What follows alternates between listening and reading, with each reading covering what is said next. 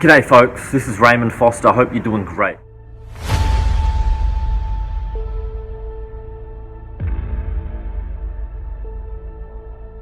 Many people attempt to defend Australia Day, don't get me wrong.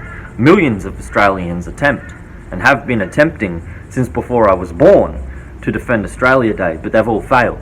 In this following clip, we're going to take a look at a somewhat well-known activist, Avi Yemeni, and we're going to take a look at exactly why he has failed and why I don't fail, and over the past few years I have become the only man, or perhaps one of, if not the only man, who is actually defending Australia Day.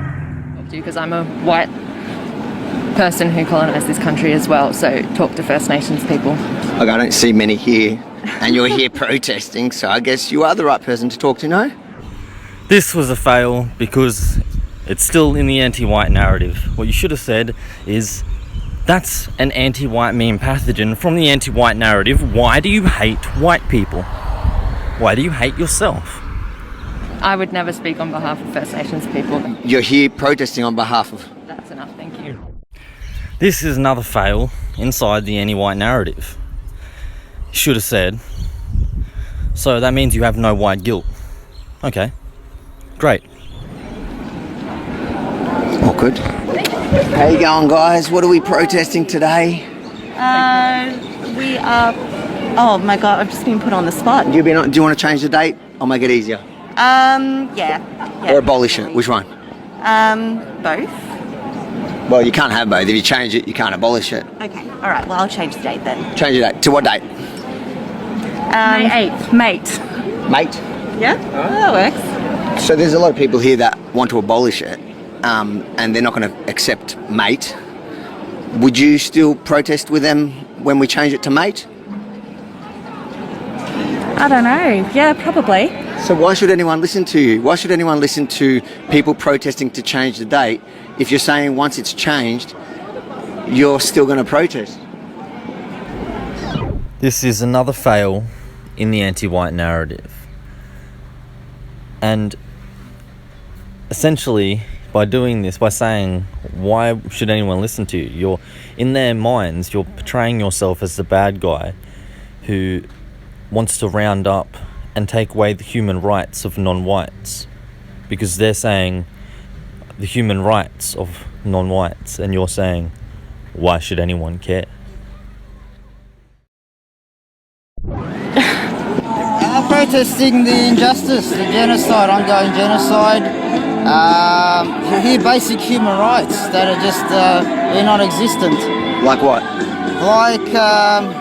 Like this, the freedom to assemble, for starters, to explain our issues. But I think this is the only group that's been allowed to assemble.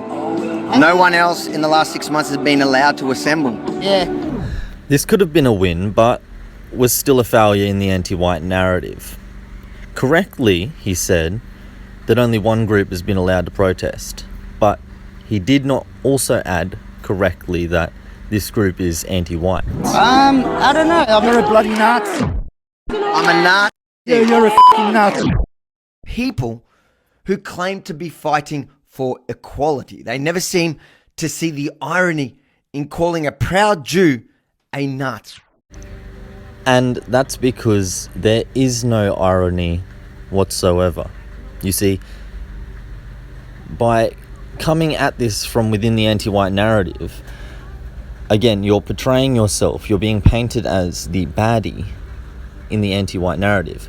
So not only are you a bad guy, you actually become justification then for their so-called struggle. So you not only are ineffective in defending Australia Day, you actually become fuel for the attack against Australia Day and help their efforts. It starts with the inadequate resourcing and funding of those communities, the support and services that white or the general population get in abundance. Are you kidding me? The Indigenous community get far more funding than any other group. That's absolutely not true. Again, another failure within the anti-white narrative. You should say, that is an anti-white MP. Why are you villainy signalling? Why are you sympathising with hatred towards Western kind? These ideas which are used to promote white erasure. Do you always preach? You always preach tolerance with such love. This guy is the face of tolerance in Melbourne. And again, another failure from within the anti-white narrative. So, you should have just said, why do you hate white so much, bro? Something like that. Why are you being anti-white? Fundamentally, this is the only way you can actually defend Australia Day. By not being the baddie in their anti-white narrative, which again just gives them fuel and helps them with their attacks against Australia Day. Gives them further reasons and justifications. Oh look, that's the baddie we're talking about, the evil that we're trying to stop. So you give, again, fuel for their fire. Instead of this, you be the hero, you be the good guy, and illustrate and articulate in a way that shows everyone that they are baddies, and just point out the negativity, the hatred towards Western kind. Okay? Again, it never make it again about any other group, or there's no hostility against any other group, and we sympathise with other groups and their needs, their well-being, their human rights, etc. While at the same time expecting that same care and respect for our well-being as members of Western kind. So it's about working together and stopping all bigotry and hatred. And that's the angle you got to take. Otherwise, again, you'll just be the baddie in their narrative, in their story, and you'll be fuel to their fire and help them destroy Australia Day and promote further white erasure.